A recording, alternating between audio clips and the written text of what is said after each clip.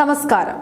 കേരളത്തിലെ CPM-ന്റെ രാഷ്ട്രീയ പാപ്പരത്വത്തിന്റെയും ആശയപരമായ ദിശാബോധമില്ലായ്മയുടെയും ഏറ്റവും പുതിയതും അമ്പരപ്പിക്കുന്നതുമായ ഉദാഹരണമാണിപ്പോൾ പയ്യാമ്പലത്തും പടിയൂരിലും നമ്മൾ കണ്ടുകൊണ്ടിരിക്കുന്നത്.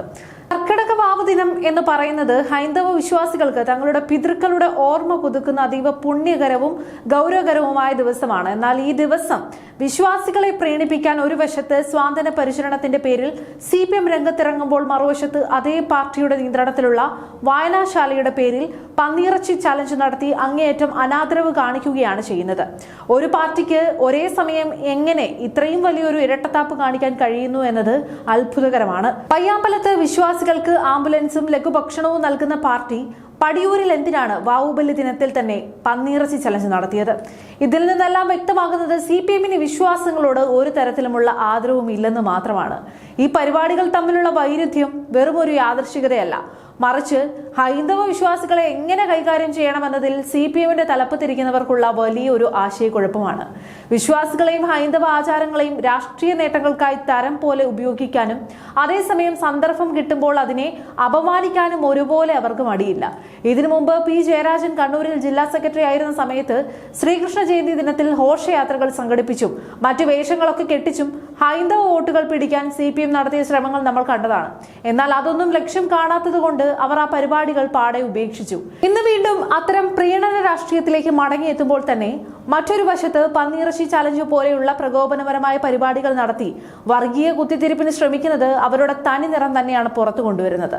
വയനാട് പുനരധിവാസ ഫണ്ട് സമാഹരിക്കാൻ എന്ന പേരിൽ DYFI നേരത്തെ നടത്തിയ പന്നിയിറച്ചി ചലഞ്ച് വലിയ വിവാദമായിരുന്നു.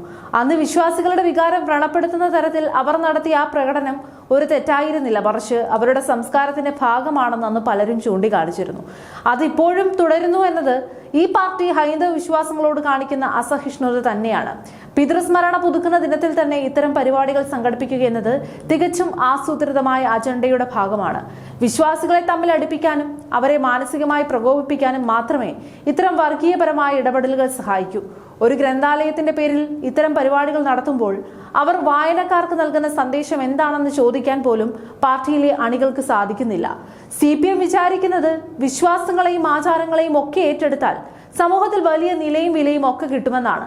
പക്ഷെ അവരുടെ കാട്ടിക്കൊടലുകൾ വെറും കോമാളിത്തരങ്ങളാണെന്ന് ജനങ്ങൾ മനസ്സിലാക്കുന്നുമുണ്ട്.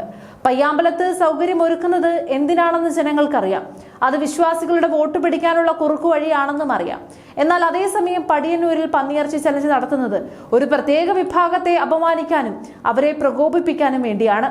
ഇങ്ങനെ രണ്ട് വെള്ളത്തിൽ കാലുവെച്ച് സഞ്ചരിക്കുന്ന CPM ഒടുവിൽ വിശ്വാസികൾക്കും അവിശ്വാസികൾക്കും ഇടയിൽ ഒറ്റപ്പെട്ടു പോകുന്ന ദയനീയമായ കാഴ്ചയാണ് നമ്മൾ കണ്ടുകൊണ്ടിരിക്കുന്നത്. അണികളെ തിരുത്താനോ ഇത്തരം പ്രവണതകൾ അവസാനിപ്പിക്കാനോ പാർട്ടി തയ്യാറാവുന്നില്ല എന്നത് ഈ പാർട്ടിയുടെ അധപതനത്തിന് തെളിവാണ്.